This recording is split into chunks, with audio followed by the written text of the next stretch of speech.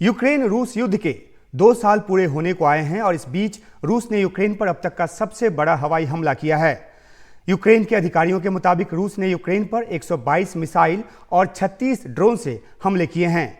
इन हमलों में 39 नागरिक मारे गए हैं और 140 से अधिक घायल हुए हैं। हमला यूक्रेन के चारों तरफ किया गया है। राजधानी कीव के साथ साथ मध्य यूक्रेन के निप्रो, पश्चिमी यूक्रेन के लवीव, दक्षिण के तटीय शहर ओडेसा और पूर्वी यूक्रेन के खार्किव पर भी हमले किए गए हैं। ये हमले करीब 18 घंटे चले और इसने रूस यूक्रेन युद्ध को, जो कि इजराइल हमास जंग की वजह से जो सुर्खियों से हट गया था, उसे वापस खबरों में ला दिया है। और रूस के इस बड़े हमले ने एक बार फिर से इस युद्ध की तरफ ध्यान जो है वो खींचा है। 22 महीने से चल रहे इस युद्ध में अब तक लाखों जान जा चुकी है। यूके के रक्षा मंत्रालय के आंकड़ों के मुताबिक 2022 फरवरी से युद्ध की जो शुरुआत हुई, उससे लेकर 2023 के नवंबर महीने तक रूस के 50,000 सैनिक जो हैं वो इस युद्ध में मारे गए हैं। 2,40,000 घायल हुए हैं। इसके अलावा रूस की तरफ से लड़ने वाले वागनर ग्रुप के 20,000 लड़ाके मारे गए हैं और 40,000 घायल हुए हैं। हालांकि रूस ने अपनी तरफ से इस बात की पुष्टि नहीं की है। दूसरी तरफ यूक्रेन के जनरल राइजेंस की रिपोर्ट के मुताबिक यूक्रेन में अब तक 20 से 40,000 के बीच सैनिकों के मारे जाने की खबर है। हमलों में 30,000 नागरिकों की भी मौत हुई है।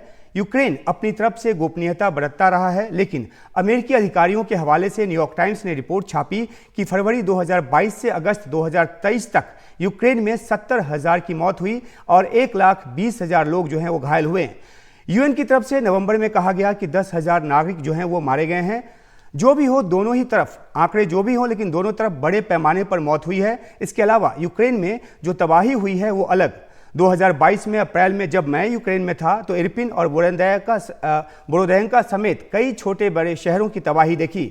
मारियोपोल जैसे तटीय शहर, जहां 3 लाख की आबादी रहती थी, पूरी तरह से तबाह होकर भूतहा शहर बन गया है।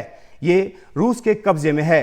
क्रीमिया पर तो रूस 2014 से ही कब्जा कर रखा है। लुहांस्क और डोनेस्क को भी यूक्रेन से काटकर रूस पूरी तरह अलग कर चुका है और यहां उसका पूरी तरह से अब कब्जा हो चुका है। रूस यूक्रेन की करीब 17.5% जमीन पर कब्जा कर चुका है। उसने डोनेस्क के बाखमुक्त जैसे शहर को भी अपने कब्जे में ले लिया है। यूक्रेन की कोशिश उसे वापस लेने की है।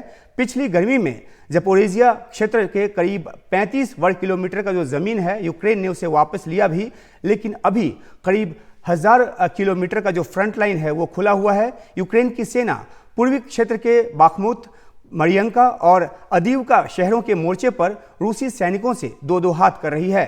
रूस की कोशिश अवदीवका शहर पर कब्जे की है। यूक्रेन के राष्ट्रपति जेलेंस्की ने अभी अवदीवका फ्रंट लाइन पर जाकर अपने सैनिकों का हौसला भी बढ़ाया।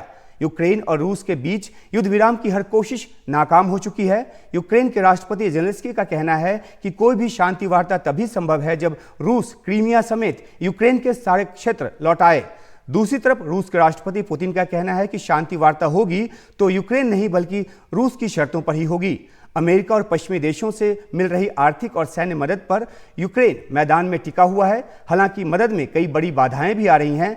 दूसरी तरफ तमाम अमेरिकी और पश्चिमी देशों के प्रतिबंधों के बावजूद रूस रुकने को तैयार नहीं है। रूस यूक्रेन युद्ध के निकट भविष्य में खत्म होने के या उसमें किसी तरह के युद्ध विराम के आसार जो हैं वो फिलहाल नजर नहीं आ रहे।